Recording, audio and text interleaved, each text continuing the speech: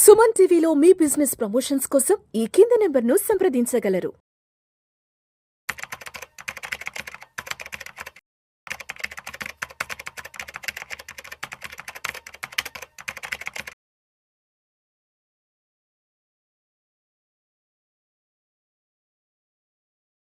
నమస్తే, welcome to Vishnu talks. నేను మీ విష్ణు. ప్రస్తుతం నాతో పాటు NISM and CRISIL certified wealth manager Revanth Chalamala ఉన్నారు. వారితో మాట్లాడదాం. నమస్తే రేవంత్. నమస్తే అండి. రేవంత్, ఇవాళ మార్కెట్స్ బ్లాక్ ఫ్రైడే అనాలి అర్థం కావట్లేదు, లేదంటే బ్లడ్ బాత్ అనాలి అర్థం కావట్లేదు. ఇప్పటి వరకు చరిత్రలో ఎన్నడూ లేని విధంగా, చరిత్ర చూడని విధంగా సెన్సెక్స్ ఒక్క రోజులో 1400 పాయింట్లు పడింది. నిఫ్టీ విషయానికి వస్తే 400 పాయింట్లు పడి 22,000 దిగువనకు మార్కెట్స్ రావడం జరిగింది. ఇక మిడ్ క్యాప్ స్మాల్ క్యాప్ షేర్ల విషయానికి వస్తే గల్లంతని చెప్తున్నారు కూడా నిపుణులు. అండ్ ఓవరాల్గా చూస్తే అసలు ఆసియా అంటే మన ఏషియన్ మార్కెట్స్ అయితే సియోలు, టోక్యో, షాంఘై, హాంకాంగ్ సంబంధించిన షేర్లు కూడా భారీ నష్టాల్లో చవిచూడడం జరిగింది. ఆల్మోస్ట్ 9 లక్షల కోట్ల రూపాయల ఇన్వెస్టర్ల సంపద మొత్తం మార్కెట్ నుంచి వైప్ అవుట్ అయిపోయింది. ఏంటి అసలు ఇవాళ మార్కెట్ ఇంత పెద్ద ఎత్తున ఫాలో అవడానికి ఎలాంటి రీజన్స్ దీని వెనక ఉన్నాయంటారు అసలు? సో మనం టెక్నికల్గా కానీ అన్ని రకాలుగా కానీ ఒక పెద్ద బుల్ రన్ మనకి కోవిడ్ తర్వాత స్టార్ట్ అయింది. కోవిడ్ ఫాల్ దగ్గర నుంచి. సో ఆ వీక్లీ సంబంధించిన ఛానల్ని మనం ఫాలో అవుతూ ఉంటే ఈ వీక్ తోటి డెసిసివ్గా బ్రేక్ అయిపోయింది. కోవిడ్ దగ్గర నుంచి అంటే 2020 సంవత్సరం నుంచి ఏదైతే ఒక బుల్లిష్ ప్యాటర్న్లో మార్కెట్ పైకి వెళ్తుందో టెక్నికల్గా కంప్లీట్గా దాని కిందకు వచ్చి క్లోజ్ అయిపోవటం అనేది కొంతవరకు కొంతవరకు చాలా డిసప్పాయింటింగ్ అని చెప్పాలి అది. సో ఇక్కడి నుంచి మళ్ళీ మార్కెట్స్ రికవర్ అవ్వడానికి చాలా సమయాలు పట్టే అవకాశాలు కూడా ఉన్నాయి. సో మనకి నిఫ్టీ దాదాపుగా ఎంత 15% పడిపోయింది. ఆల్మోస్ట్ మనకి టాప్ 100 కంపెనీస్ అంటే నిఫ్టీ 100 కూడా దాదాపుగా మనకి 17%, నిఫ్టీ 500 కంపెనీస్ అయితే దాదాపు 18.5%. అదే mid cap small cap segments అయితే కనుక 25, స్మాల్ క్యాప్ దాదాపుగా, మిడ్ క్యాప్ అయితే 21.5% పడిపోయింది. సో ఇవాళ తోటి సక్సెస్ఫుల్గా మిడ్ క్యాప్ కూడా బియర్ టెరిటరీలోకి అయితే ఎంటర్ అయిపోయింది. మొన్నటి వరకు స్మాల్ క్యాప్ ఒకటే ఉండేది బియర్ టెరిటరీలో, ఇప్పుడు అవి కూడా మనకి ఎంటర్ అయిపోయినాయి. సో ఈ రోజు ఎక్కువ ఫాల్ ని ఇంపాక్ట్ చేసింది అయితే IT segment. So IT segment lead the market fall. దాదాపుగా 4%, 4.5%, 4.8% వరకు కూడా ఈ రోజు ట్రేడింగ్ అవర్స్ లో అయితే నెగటివ్ సైడ్ డ్రాగ్ చేసి banking PSU banking, not the private banking. Yes, the problem is with the PSU banking. So basic IT segment and auto segment and PSU banking. Almost IT at the 4%, auto 4%, PSU banking almost near to 3%. So ఇవి ఎక్కువగా market track చేస్తాయి. మనం గమనిస్తే heavy weights లో ఉండేవి కూడా అవే. IT ఉంటుంది, PSU banks ఉంటాయి, ఆటోస్ ఉంటాయి, టాటా మోటార్స్ లాంటి కంపెనీలు ఇవే ఎక్కువ వెయిటేజ్ ఉంటాయి. సో ఈ రోజు అవి వరడానికి గల కారణం నిన్న నైట్ సడన్ గా వచ్చిన ఒక news. So there are certain conditions మన మార్కెట్ పడటానికి. సో ట్రంప్ టారిఫ్ ఇష్యూస్ అనేవి మనకు డెఫినెట్గా ఉన్నాయి, దెర్ ఇస్ నో డౌట్. కాకపోతే ప్రాబ్లం ఏంటి, మనకి మెక్సికో ఈ కంట్రీస్ మీద మనకి April 4th నుంచి ఎప్పటి నుంచో ట్యాక్సెస్ వేస్తామని చెప్పారు, టారిఫ్స్ వేస్తామని. దాన్ని మార్చికి తీసుకురావడంతో చాలా అగ్రెసివ్గా ఉన్నాడు అనే ఒక టెన్షన్ అనేది మార్కెట్ లో క్రియేట్ అయింది. కెనడా, మెక్సికో కంట్రీస్ టారిఫ్స్ అనేవి కొంచెం ఎక్కువగా ఉంటాయి, ఎక్కువగా పెంచుతున్నామని చెప్పారు. దాన్ని ముందరికి తీసుకొచ్చారు, 1 month ముందరికి తీసుకురావడం తోటి ఆ టెన్షన్స్ పెరిగి సో నిన్న నైట్ మనకి US మార్కెట్స్ లో కూడా ప్రెషర్ కనిపించింది. US మార్కెట్స్ లో ప్రెషర్ కనిపించడానికి టారిఫ్ ఒకటేనా అంటే దాంతో పాటు అదర్ రీజన్స్ కూడా ఉన్నాయి, అవి కూడా నేను డిస్కస్ చేస్తాను. సో మేజర్ టారిఫ్ ఇవాళ రియాక్షన్కి అయితే మేజర్ కారణం టారిఫే కనపడుతుంది. సో దాంతో పాటుగా ఓకే టారిఫ్స్ పెంచితే ఐటీకి ఎందుకు అంత పెద్ద ఇంపాక్ట్ అని అంటే మనం one of the largest exporter యుఎస్కి, దట్ టు యుఎస్కి. అండ్ దాంతో పాటుగా ఐటీకి మరికొన్ని సమస్యలు ఏమొచ్చి పడ్డాయి అని అంటే అక్కడ వాళ్ళ సర్వీస్ PMI డేటా వీకెన్ అయిపోతుంది. యుఎస్ లాంటి ఒక ఎకానమీ సర్వీస్ సెగ్మెంట్ మీద ఎక్కువగా డిపెండ్ అయి ఉంటుంది, మ్యానుఫ్యాక్చరింగ్ కాదు. చైనా లాంటి ఎకానమీస్ మ్యానుఫ్యాక్చరింగ్ మీద ఉంటాయి కానీ వాళ్ళు అక్కడ సర్వీస్ మీద ఉంటారు. ఆ సర్వీస్ ఎకానమీ వీకెన్ అవ్వటం, కాంట్రాస్ట్ అవ్వటం 50 బిలో వచ్చింది వాళ్ళ PMI డేటా సర్వీస్ సెగ్మెంట్ లో. సో వాళ్ళ సర్వీస్ డేటా వీకెన్ అయింది అని అంటే మన ఐటీ కంపెనీస్ కి కూడా ఆర్డర్ బుక్స్ బాగోవు అని ఒక యాంటిసిపేషన్ తోటి ఐటీ సెగ్మెంట్ అనేది ఈ నెల మొత్తం పడ్డది. అది ఏదో ఇవాళ జరిగిన డ్యామేజ్ ఏం కాదు. నా అంచనా మేరకి 1 month లోనే దాదాపుగా 12% పడ్డది ఐటీ సెగ్మెంట్. ప్రీవియస్గా అంతా బాగానే సస్టైన్ అయినప్పటికీ ఈ 1 month లో ఈ సర్వీస్ PMI డేటాలు ఇవన్నీ వస్తుండే కొద్దీ పడుతూ వస్తుంది. దాంతో పాటుగా ఎన్విడియా రిజల్ట్స్ కూడా చూడయ్యాయి. ఎన్విడియా రిజల్ట్స్ మొన్న వచ్చినప్పుడు బాగానే ఉన్నాయి, 78% వరకు గ్రోత్ డెలివర్ చేశారు. అండ్ దాంతో పాటుగా ఒక ప్రాబ్లమ్ వచ్చింది, సిలికాన్ వ్యాలీ ఒక ఎస్టిమేట్ రిలీజ్ చేసింది. వాళ్ళ ఫోర్కాస్ట్ అంటే నెక్స్ట్ క్వార్టర్స్లో కొంత గ్రోత్ కాంప్రమైజ్ అవ్వచ్చు అని ఒక ఫోర్కాస్ట్ రావడంతో దానివల్ల మనకి China related chip making companies కూడా కొంత కరెక్షన్లోకి వెళ్ళాయి. దాంతో పాటుగా అది ఐటీ మీద మరికొద్దిగా ఇంపాక్ట్ క్రియేట్ చేసింది. నిన్న దాదాపుగా మనకి నాస్డాక్ కూడా నియర్ టు 2.7% అనుకుంటా డ్రాప్ అయింది. So there is heavy drop yesterday in the Nasdaq was 2.75%. యాక్చువల్గా నిన్న మార్కెట్స్ అన్ని కూడా యూఎస్ మార్కెట్స్ గ్రీన్లో ఉండే. ఆ గ్రీన్ నుంచి అవి రెడ్గా టర్న్ అయ్యడానికి main reason Trump related tariff issues. Okay, అది ఐటీ వరకే లిమిటెడ్ కదా, మరి మన దానికి డౌజోన్స్ కానీ S&P 500 కానీ ఎందుకు కరెక్ట్ అవ్వాలి అని అంటే వాళ్ళు ఆల్రెడీ ఇన్ఫ్లేషన్ తోటి సఫర్ అవుతున్నారు. సో దానికి తోడు ఇన్ఫ్లేషన్ రివిజన్ జరిగింది. ఇన్ఫ్లేషన్ తగ్గుతుంది అనే రివిజన్ ఇంతకుముందు ఉంటే దాన్ని పెంచడం మొదలుపెట్టారు. 3.5%కి మళ్ళీ తీసుకొని వెళ్ళినట్టున్నారు. ఆల్మోస్ట్ 2.5% ఉంటుంది అనేది ఎస్టిమేషన్ నుంచి నెక్స్ట్ ఇయర్కి కూడా. సో దీనివల్ల యుఎస్ ఎకానమీ మరింత ప్రెషర్లోకి వెళ్ళే అవకాశాలు ఉంటాయి. ఏవైతే మనకి ఫెడ్ ఇంట్రెస్ట్ రేట్ కట్స్ వస్తాయి ఇక మీద నాకు ఎస్టిమేషన్ ఉందో ఆ ఎస్టిమేట్స్కి బ్రేక్స్ పడటం మొదలుపెట్టాయి. సో ఇది కూడా మరొక కారణంగా మారి మరింత మార్కెట్ని, సో ఒక ఐటీ సెగ్మెంటే కాకుండా మరి ఇతర సెగ్మెంట్స్ కూడా డౌన్ సైడ్ పుష్ చేయడం స్టార్ట్ అయింది. సో ఆల్రెడీ అక్కడ వాళ్ళకు ఉన్నటువంటి ఎకానమీలో రియల్ ఎస్టేట్ సెగ్మెంట్ అనేది వీక్ అయిపోయింది. అంటే పర్చేస్ చేయలేకపోతున్నారు because of the high interest rate. ఎంత ఉండేది, ఒకప్పుడు ఇల్లు కొనుక్కుంటే 2% ఇంట్రెస్ట్ వాళ్ళకి వచ్చేసేది ఇల్లు. ఇప్పుడు 6.5-7% కూడా పే చేయాల్సిన సిచ్యువేషన్స్కి వెళ్ళిపోయారు. అంత వడ్డీలు కట్టలేక రియల్ ఎస్టేట్ సెగ్మెంట్ కూడా వీకెన్ అయిపోవటం, ఒకదానికొకటి అల్లుకోవటం మొదలుపెట్టింది. ఇప్పుడు ఇట్స్ ఎ రిపుల్ ఎఫెక్ట్. ఒకటి స్టార్ట్ అయింది పతనానికి, మరొకటి అల్లుకుంటూ పోయి ఎంటర్ మార్కెట్ స్ట్రక్చర్ని పాడు చేసే విధంగా అది పుష్ చేయబడుతుంది. అండ్ ఎస్, ఎఫ్ఐఎస్ సెల్లింగ్ అది నిరంతరంగా జరుగుతూనే ఉంది. ఎఫ్ఐఎస్ సెల్లింగ్ ఎప్పుడు ఆగుతుంది అని అంటే అది భగవంతుడికి తెలియాలి, అది ఎవరు చెప్పలేరు. సో ఎఫ్ఐఎస్ సెల్లింగ్ కేవలం ఇండియాలోనే చేస్తున్నారని అట్లేం లేదు. అదర్ ఎమర్జింగ్ ఎకానమీస్లో కూడా సెల్లింగ్ అనేది జరుగుతోంది. ఈ సెల్లింగ్ అంతా తీసుకొని వెళ్ళి ఎక్కడ పెడుతున్నారు అని అంటే ఇప్పుడు యూఎస్ మార్కెట్లో పెడితే మరి యూఎస్ మార్కెట్ స్టేబుల్గా ఉండాలి కదా. అక్కడ యూఎస్ మార్కెట్లో కూడా సెల్లింగ్ జరుగుతుంది, మరి అవెందుకు స్టేబుల్గా లేవు? సో పాయింట్ హియర్ ఈస్, ఇప్పుడు ఆల్రెడీ మనం వారెన్ బఫెట్ గారు రీసెంట్గా వచ్చిన ఆయన ఐటీ ఫైలింగ్ కూడా వచ్చినట్టుంది. One of the highest IT file చేశారు. సో ఆయన రికార్డ్ స్థాయిలో ఆయన క్యాష్ని మెయింటైన్ చేస్తున్నారు. దాదాపు $350 బిలియన్ క్యాష్ని మెయింటైన్ చేస్తున్నారు. దాంతోపాటుగా కొన్ని స్టేట్మెంట్స్ బబుల్ బిల్డ్ అవుతుంది, there is huge valuation difference. So వాళ్ళ యూఎస్ మార్కెట్స్లో కూడా పెద్ద ఎత్తున పెట్టుబడులు పెట్టడానికి సిద్ధంగా లేరు. కానీ మన ఇక్కడ ఫ్లోస్ యొక్క గ్రాఫ్ చూసినట్లయితే యూఎస్ మార్కెట్స్లో పెట్టుబడులు పెరుగుతున్నట్టుగా కనపడుతున్నాయి. నా అంచనా మేరకు అది డైరెక్ట్గా ఎఫ్ఐఎస్ యొక్క ఇన్వెస్ట్మెంట్స్ కంటే కూడా అదర్ ఇన్వెస్టర్స్, హెచ్ఎన్ఐలు అవ్వచ్చు, అక్కడ ఉన్న లోకల్ ఇన్వెస్టర్స్ అవ్వచ్చు, when compare to Indian markets పోయిన సంవత్సరంలో యూఎస్ మార్కెట్స్ అవుట్ పర్ఫామ్ చేశాయి. కాబట్టి దానికి తోడు మన దగ్గర 2024 సెప్టెంబర్ నుంచే డౌన్ఫాల్ స్టార్ట్ అయింది. కాబట్టి అక్కడ ఫ్లోస్ పెంచుతున్నారేమో. కానీ యాక్చువల్గా ఎఫ్ఐఎస్ యొక్క ఫ్లో ఎటు వెళ్తుంది అని అంటే జపాన్లోకి వెళ్తుంది. ఈ గ్రాఫ్ని ఎవరు గమనించలేదు. ఎమర్జింగ్ ఎకానమీస్లో ఎక్కడికి వెళ్తుంది అని అంటే they are one of the 4th largest economy and వాళ్ళకి ఇన్ఫ్లోస్ అనేవి పెరుగుతున్నాయి. అదర్ కంట్రీస్ అన్నింటిలో కూడా అవుట్ఫ్లోస్ ఉంటే ఒక జపాన్లో మాత్రం ఇన్ఫ్లోస్ అనేవి పెరుగుతున్నాయి. సో గోయింగ్ ఫర్దర్ ఈ సెల్లింగ్ మరింత కంటిన్యూ అవుతుంది అని అంటే ఎస్, కొంతవరకు కంటిన్యూ అవకాశం ఉంది. Mid and small cap segment ఇంకా ప్రాబ్లం ఉంది, అవి ఇంకా సెల్లింగ్లోకి వెళ్ళడానికి అవకాశాలు కనపడుతున్నాయి. When it comes to large cap, so ఇక్కడ ఇంకో పాయింట్ కూడా చాలా మంది అడుగుతున్నారు, ఇవాళ అమ్ముతున్నారు రేపు తిరిగి వస్తారు కదా అని. రేపు తిరిగి వస్తారు కరెక్టే, కానీ ఎక్కడికి వస్తారు అనేది కదా ఇక్కడ పాయింట్.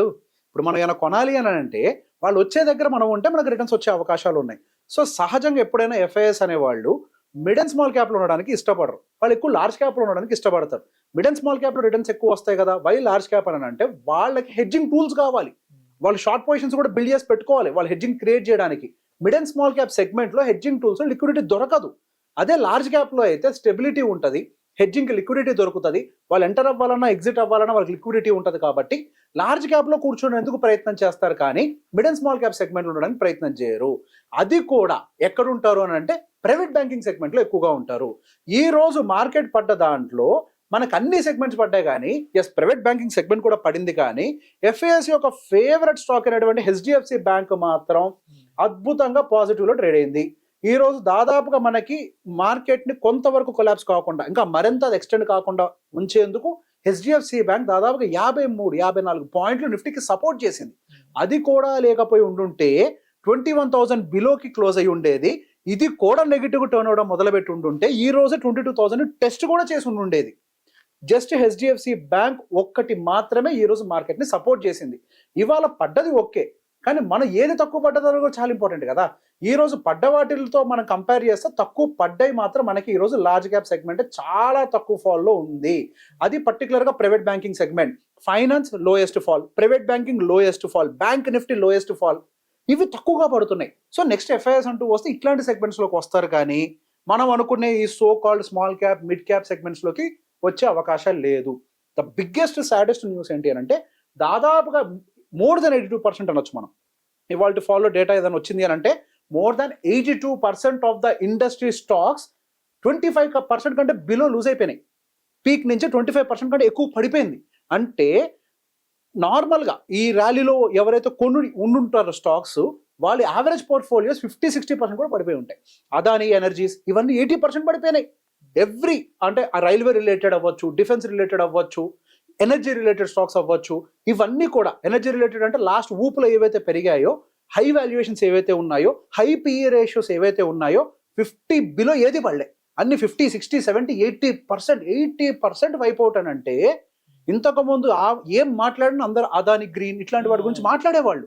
ఈరోజు 80% అంటే నువ్వు 1,00,000 పెడితే 20,000 మిగులుంటాయి నీ దగ్గర. 80 అని అంటే 80 కంటే ఎక్కువే పడ్డది. ఇవాళ ఫాల్ కూడా కన్సిడర్ చేస్తే 80,000 వెళ్ళిపోయింది. ఏం మిగలే నీ అకౌంట్ లో. ఇంకా అట్లాంటి స్టాక్స్ ఉండే కదా అందరు ఇన్వెస్ట్ చేసింది. మరి ₹1,00,00,000 పెట్టిన పరిస్థితి 20 లక్షలు మిగులు ఉంటాయి. ఓ మై గాడ్, ఇవాళ ఇంకెక్కువ పడి ఉంటుంది. అదాని గ్రీన్, నేను దాన్ని కూడా ఒకసారి చార్ట్ చూపించే ప్రయత్నం చేస్తాను. Adani has created the maximum damages to the investors.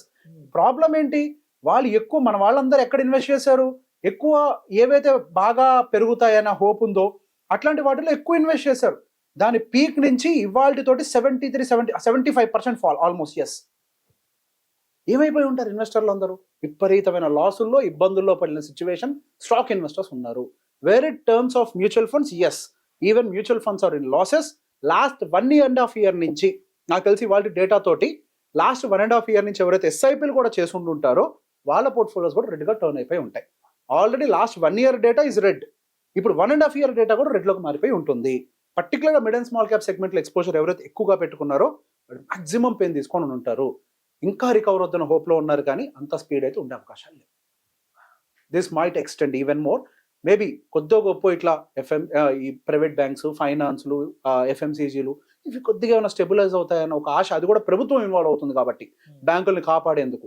Yes, banking related stress కొంత ఉంది. అది పర్టికులర్ పిఎస్యూ బ్యాంక్ సెగ్మెంట్లో. ప్రైవేట్ బ్యాంక్స్ అనేవి కొంత పర్ఫామ్ చేయడానికి ఎక్కువ అవకాశాలు ఉన్నాయి. దానికి February 28 ఫ్రైడే, ఎస్, అమావాస్య అయితే ఇవాళ నిజంగా మార్కెట్లు కూడా అమావాస్య. Yes, exactly. బ్లాక్ ఫ్రైడే అన్నారు కదా నిపుణులందరూ. ఎగ్జాక్ట్లీ, ఒక రకమైన బ్లాక్ ఫ్రైడే మనం ఈ రోజు మార్కెట్లో చూసినట్టుగానే విపరీతమైన లాస్. ఇన్ని రోజులు నేను ఎప్పుడు మార్కెట్ ఫాల్కి భయపడలేదు, కానీ ఈ రోజు భయపడ్డాను. ఏంటి ఇది ఇంత ఎక్స్టెండ్ అవుతుంది? 22,500 వరకు నేను యాంటిసిపేట్ చేసింది. ఇప్పుడు ఎప్పటి నుంచో చెప్తున్నాం మనం 22,500 ఇస్ వెరీ యాంటిసిపేటెడ్ అనేది. అక్కడ కొన్ని రోజులు సస్టైన్ అయింది, 2-3 రోజులు అక్కడ సస్టైన్ అయిన తర్వాత ఈ రోజు గ్యాప్ డౌన్ అవ్వటం. I was very confident. ఇవాళ మార్నింగ్ నేను ప్రీ మార్కెట్ కూడా చూడలేదు, 9:15కి ఓపెన్ చేసడానికి -200 పాయింట్స్ కింద ఉంది నిఫ్టీ. I was shocked. ఏంటి -200 పాయింట్స్, 22,500 అయిపోయింది. ఇక ఇప్పుడు అది రెసిస్టెన్స్ అని నమ్మలేకపోయాను నేను.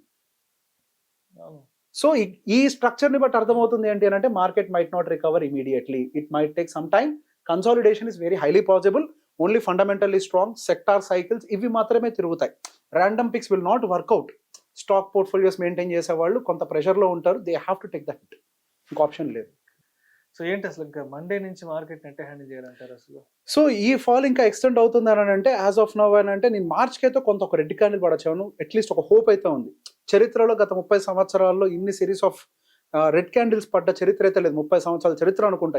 30 సంవత్సరాల చరిత్రలో 5-6 నెలలు, 6th month ఐ బిలీవ్, దీంతో కలిపి ఇన్ని నెలల పాటు అసలు మనకి ఎప్పుడు సెప్టెంబర్, అక్టోబర్, నవంబర్, డిసెంబర్, జనవరి, ఫిబ్రవరి 6 నెలలు. అంటే అంత కోవిడ్ ను కూడా 1-2 నెలల మార్కెట్ రికవర్ అయింది. అంటే ఆ ఫాల్స్ అన్నిట్లో ఫాస్ట్ గా కిందకు వచ్చింది. పర్సంటేజ్ లో పడటం ఎక్కువగా పడ్డా అది అర్థమయ్యే లోపల కిందకి రావటము జరిగింది, పైకి వెళ్ళటము జరిగింది. కానీ ఇక్కడ జరుగుతుంది ఏంటి అని అంటే, మంత్ బై మంత్ ఎక్స్టెండ్ అవుతుంది number of red candles. So ఇది ప్రాబ్లం. అంటే దీన్ని స్ట్రక్చరల్ కరెక్షన్ అని అంటారు. Event based correction, Covid, 1992 scam, ఇవన్నీ కూడా ఈవెంట్ బేస్డ్. ఫట్మన్ వెళ్ళిపోతాయి. ఇవన్నీ కూడా అలానే ఉంటాయి. రష్యా ఉక్రెయిన్ వారు కూడా కొంతవరకు బెటరే. మధ్యలో ఏదో పాజిటివ్ న్యూస్ వస్తుంది, వెళ్తుంది. కానీ ఇదేంటి ఎకానమీ రిలేటెడ్ కరెక్షన్. నేను ఎప్పుడు చెప్పే పాయింట్ ఇదే. స్టాక్ మార్కెట్ వర్క్స్ ఆన్ ఎకానమీని చూసుకుంటూ అది వెళ్తుంది, కానీ మన సెంటిమెంట్తో అది పోదు. యాక్చువల్గా నేను ఎప్పుడు ఒక పాయింట్ చెప్తూ ఉంటాను, అసలు ప్రాబ్లం ఉంది యూఎస్లో, ఇండియాలో కాదు అని చెప్పి. సో ఇప్పుడు అందరూ కూడా రీసెంట్గా ఏమైంది, ఇండియన్ మార్కెట్స్ పడేసరికి యూఎస్ మార్కెట్స్ పై పరిగెడుతున్నారు కదా యూట్యూబర్స్, కానీ అందరూ యూఎస్ మార్కెట్స్లో పెట్టండి, ఫారెన్ మార్కెట్స్ బాగున్నాయి అనేది. అసలు సమస్య ఉంది అక్కడ కదా. అవి పెరుగుతున్నాయి అని అంటే అక్కడ ట్రాప్ క్రియేట్ అవుతుందని. ఇండియన్ మార్కెట్స్లో ఏం జరిగింది, 26,000 దాటుదని ఎవరు ఊహించామా? No one expected. 26,300కి వెళ్ళింది. అక్కడ ట్రాప్ విధించారు. ఇన్ ద సేమ్ వే ఇక్కడ కూడా అదే జరిగే అవకాశం ఉంది. మన ప్రభుత్వం గెలిచిన తర్వాత 3 నెలలు కూడా పైకి వెళ్ళింది. అక్కడ కూడా వాళ్ళ ప్రభుత్వం గెలిచాక మరో 3 నెలలు పైకి వెళ్ళి అక్కడి నుంచి కరెక్షన్స్ వచ్చే అవకాశాలు ఉన్నాయి. ఇండియాతో కంపేర్ చేస్తే వీకెన్ ఎకానమిక్ సిచ్యువేషన్స్ యుఎస్లో ఉంది యాక్చువల్గా. US economy might face more టఫర్ times one compare to India. So ఏంటి అసలు ఇంకా మండేకి ఎలా ప్రిపేర్డ్గా ఉండాలంటారు? సో మండేకని కాదు, ఇక నుంచి నెక్స్ట్ 1-2 years వరకు కూడా మనకి లార్జ్ క్యాప్ అవుట్ పర్ఫార్మెన్స్ ఎక్కువగా అవకాశం ఉంది. అది కూడా జైంట్ కంపెనీస్. సో ఇక్కడ కూడా లార్జ్ క్యాప్ అని అంటే మనం నిఫ్టీ 100 అని అనుకోవద్దు, పర్టికులర్గా జైంట్ కంపెనీస్ అని అంటాం. జైంట్ అని అంటే top 25 companies, top 25 companies, top 15 companies giant companies అని అంటాం. సో ఈ జైంట్ కంపెనీస్లో ఒక ఊపు వచ్చే అవకాశం ఉంటుంది. ఊపు అని అంటే stability of the market. So సహజంగా స్ట్రక్చర్ ఎట్లుంటుంది మార్కెట్లో, మార్కెట్స్ కింద పడేటప్పుడు డిఫెన్సివ్ సెగ్మెంట్స్ అనేవి మార్కెట్ని ప్రొటెక్ట్ చేసే ప్రయత్నం చేస్తాయి. యాక్చువల్గా ఎఫ్ఎంసీజీ అయి ఉండొచ్చు, టెక్నాలజీ అయి ఉండొచ్చు, ఫార్మాసిటికల్, యాక్చువల్గా ఇవి ప్రొటెక్ట్ చేస్తూ ఉండాలి. కానీ ఇక్కడ జరిగిన ప్రాబ్లం ఏంటి, మనకు టారిఫ్ రిలేటెడ్ ఇష్యూ అనేది ట్రిగ్గర్ అవటం వల్ల, అండ్ మనం ఫార్మాసిటికల్ అండ్ ఐటీ ఈ రెండు డిఫెన్సివ్లో ఉన్నప్పటికీ ఈ రెండింటి విషయంలో మనం ఎక్స్పోర్టర్స్ అయి ఉండటం, ఆ ఎక్స్పోర్ట్ కూడా యుఎస్కే చేయటం ఎక్కువగా, ఇది మనకి ఇంపాక్ట్ని క్రియేట్ చేసింది. సో గోయింగ్ ఫర్దర్ ఇవి రివైవ్ అవ్వాలంటే ఖచ్చితంగా అవ్వాల్సిందే. ఎంతకాలం అని చెప్పి ఆ ప్రభుత్వం అయినా, యుఎస్ ప్రభుత్వం అయినా కానీ టారిఫ్ని పెంచుకుంటూ ఆ భారాన్ని ప్రజల మీద మోపుతుంది. ఇప్పుడు టారిఫ్ పెంచితే కట్టేది ఎవరు? ఇప్పుడు మనకి ఇన్ఫ్లేషన్ పెరిగింది, రా మెటీరియల్ రేట్లు పెరిగాయి, ఎంఆర్పి రేటుని పెంచుతారా లేకపోతే కంపెనీ భారాన్ని భరిస్తుందా? ఎంఆర్పి రేటు పెంచి ప్రజల మీదకి భారాన్ని మోపుతారు. అదేవిధంగా ఈవెన్ ఫార్మాసిటికల్ కంపెనీల మీద 25% టారిఫ్ అంటూ విధిస్తే, ఆల్రెడీ యూఎస్లో ఉండే ఎకానమీలో హెల్త్ కేర్ సెగ్మెంట్ అనేది చాలా ఎక్స్పెన్సివ్. అసలు ఇన్సూరెన్స్ లేని హాస్పిటల్కి అయితే బయటకు కూడా రాడు, అసలు లోపలికి కూడా రానియరు. అటువంటి కండిషన్లో అక్కడ ఇన్సూరెన్స్ కంపెనీలు, హాస్పిటల్స్ కానీ హెల్త్ కేర్ సెక్టర్ కానీ ఉంటుంది. అట్లాంటిది యూఎస్ ఇండియన్ ఫార్మాసిటికల్ డ్రగ్స్ మీద దాదాపు 50% డిపెండ్ అవుతుంది. అట్లాంటి ఒక కంట్రీ, అట్లాంటి ఒక ఫార్మాసిటికల్ సెగ్మెంట్ మీద 25% టారిఫ్ వేస్తే అసలు ప్రాబ్లంలోకి ఎక్కువ నెట్టబడేదే వాళ్ళు. కాబట్టి గోయింగ్ ఫర్దర్ వీటిని ఖచ్చితంగా రిలీవ్ చేసే అవకాశాలు ఉన్నాయి. ఎప్పుడైనా చరిత్రలో కొంత ఆవేశంగా ముందరికి వెళ్ళే ప్రయత్నాలు చేయొచ్చేమో కానీ దెబ్బ తగిలే కొద్దీ వెనక్కి వచ్చే అవకాశాలు ఉన్నాయి. ఇది ఒక పాయింట్. 2, వాళ్ళు ఆల్రెడీ డెప్ట్ అనేది పీక్ లెవెల్స్కి చేరుతుంది. అది రీపేమెంట్కి వచ్చిన ప్రతిసారి మనకు ఒక ఇష్యూ కనపడుతుంది. ఏమని, ఈసారన్నా అంటే ఈసారి మళ్ళీ గవర్నమెంట్ షట్ డౌన్ అవుతుందా, మళ్ళీ రివైవ్ చేస్తారా? సో ఎవ్రీ టైం ఇది రిపీట్ అవుతుంది. ఏదో ఒక టైంకి ఖచ్చితంగా అప్పులు కట్టాల్సిన సిచ్యువేషన్కి యుఎస్ మార్కెట్ రావాల్సిందే కదా. ఎంతకాలం అని చెప్పి వాళ్ళు రెన్యూ చేసుకుంటూ వెళ్తారు. అప్పు ఇప్పుడు రెన్యూ చేస్తున్నారు, మళ్ళీ ఇంకో సంవత్సరానికి వస్తుంది, మళ్ళీ రెన్యూ చేస్తున్నారు. ఎంతకాలం ముందరికి వెళ్ళే అవకాశాలు ఉన్నాయి? సో ఇది ఎక్కువ కాలం ముందరికి వెళ్ళే అవకాశం లేదు. ఖచ్చితంగా కొంత కాంప్రమైజ్ అవ్వాల్సిన అవసరాలు వాళ్ళకు కూడా ఉన్నాయి. Going further when compared to US markets, Indian markets are fundamentally strong. When compared to US banks, Indian banks are very strong. అది మనం చెప్పే మాట కాదు. ప్రపంచవ్యాప్తంగా సిరీస్ గత 2 సంవత్సరాల నుంచి best central bank chairman award ఎవరికి వస్తుంది? ఇండియన్ ఆర్బీఐ గవర్నర్కి వస్తుంది కంటిన్యూస్గా. When compare to other banks మనం ఇక్కడ చాలా స్టేబుల్గా ఉంటాం. ప్రపంచవ్యాప్తంగా ఎన్నో బ్యాంకులు కొలాప్స్ అయినాయి. అది యుఎస్ఏ 1-2 సిలికాన్ వ్యాలీ బ్యాంక్ కొలాప్స్కి వాళ్ళ దేశంలోనే జరిగింది. అంతకుముందు రీమన్ బ్రదర్ వాళ్ళ దేశంలోనే జరిగింది. ఇండియాలో అంత పెద్ద డిజాస్టర్ జరిగిన సందర్భాలు ఉన్నాయా? అక్కడ డిజాస్టర్లు జరిగినప్పటికీ ఇండియన్ బ్యాంకింగ్ సిస్టమ్ చాలా స్టేబుల్గా ఉంచే ప్రయత్నం చేశారు. ఇది మన దగ్గర స్టేబుల్గా ఉన్నంత వరకు ఇండియన్ మార్కెట్కి ఎటువంటి డోకా లేదు. మార్కెట్స్లో డబ్బులు రావు, ఇట్లాంటి మాటలు పనిచేయవు. ఇప్పుడు ఒకేసారి కొంతమంది ఎగబడతారు, అందుకే ఎఫ్డీలో పెట్టుకోమన్నాం అని చెప్పి. సో బేసిక్గా పడ్డప్పుడు ఎంతమంది అయినా మాట్లాడుతూ ఉంటారు, కానీ యాక్చువల్గా మనం చూడాల్సింది ఏంటి, పడ్డప్పుడు ఎక్కువ అక్యుములేట్ చేయాలి. రియల్ ఎస్టేట్ పరిగెడుతున్నప్పుడు కొంటామా, పడ్డప్పుడు కొంటామా? In the same way markets కిందకు వస్తున్నాయి కాబట్టి ఇట్స్ గోల్డెన్ ఆపర్చునిటీ. ఆల్రెడీ పెట్టిన వాళ్ళకి ప్రెషర్ ఉంటుంది, అందులో డౌట్ ఏం లేదు. కొత్త వాళ్ళు కానీ ఎవరైనా పెట్టాలి అనుకుంటున్నప్పుడు లోవర్ లెవెల్స్ ఉన్నాయి. ఆల్రెడీ పెట్టిన వాళ్ళకి డబ్బులు ఉన్నా కానీ లోవర్ లెవెల్స్లో ఎక్కువ కొనుక్కోండి యూనిట్స్ని. It will help you out. Thank you so much Revanth. Most welcome. ఇవాళ మార్కెట్ ఫాల్ గురించి, బ్లాక్ ఫ్రైడే గురించి, బ్లడ్ బాత్ గురించి మీ అనాలిసిస్ తెలియజేసింది. Thank you so much. Most welcome.